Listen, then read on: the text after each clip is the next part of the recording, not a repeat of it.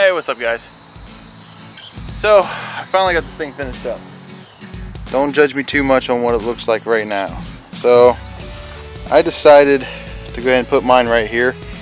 I tried to do the video as I was doing the install. However, it was a lot harder than I thought to get it all lined up correctly. So here on top, what I've done is it comes with brackets, these brackets that it comes with, and I've lined it up to fit with the holes that actually hold the grill on. So it's sitting, you know, a couple inches away from your AC condenser.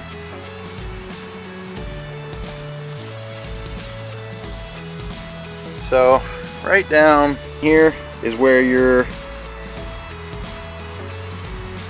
transmission cooler is. So that one is still hooked up. And what I've done,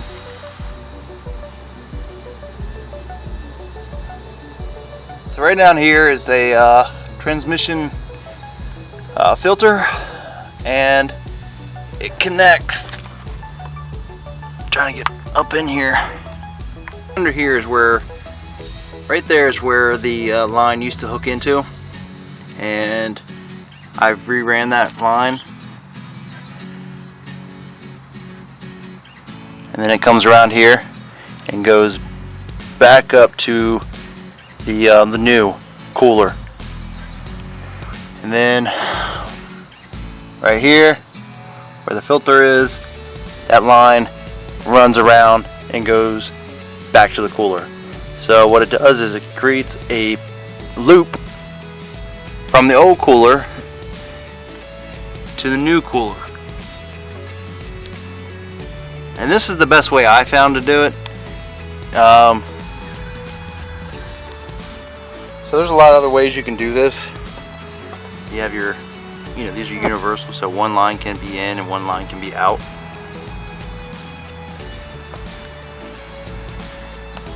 And this is how I did mine. The directions said a bunch of other ways you could do it.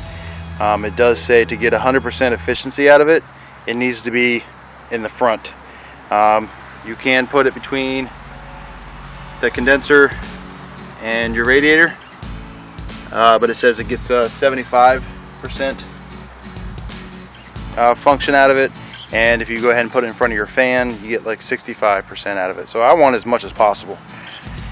I mean, it's still not very big. I mean, this is still kind of a small one.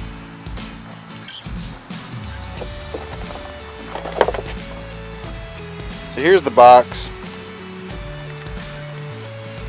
And let's see.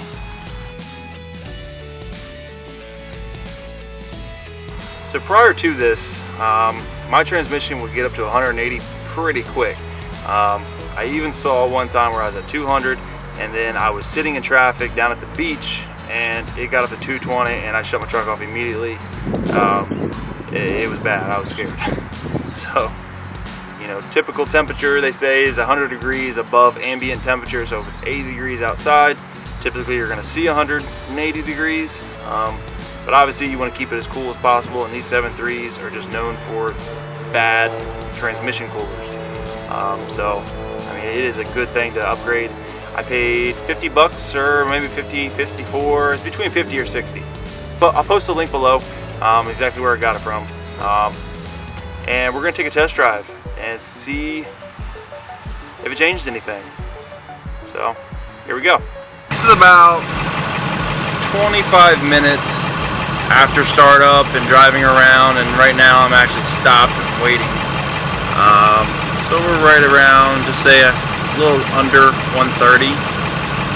So I'll update again in about 15 minutes, and we'll see where we're at then.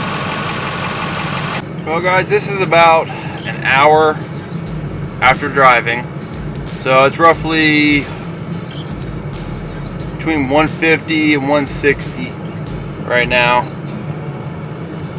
I have a feeling it's going to go up a couple more degrees. One thing to mention is I am not towing anything, so this is just the truck. So I think I'm going to have to So I think I'm gonna have to revisit this, you know, give it a month or so, put some weight behind the truck, tow it around, and see if this is gonna help any. So far it has. Currently right now, just the driving I've done around, I would be pretty much at 180. So I mean, it has decreased my temperatures by about 10 degrees. So I'm not sure. I can't give a definitive answer on this. I mean, as we're sitting here, it is creeping up a little bit more, closer to 160. We'll get back to this in a little bit. You know, give me a couple weeks to give it some serious testing, throw some weight behind it, and we'll see where we go from there.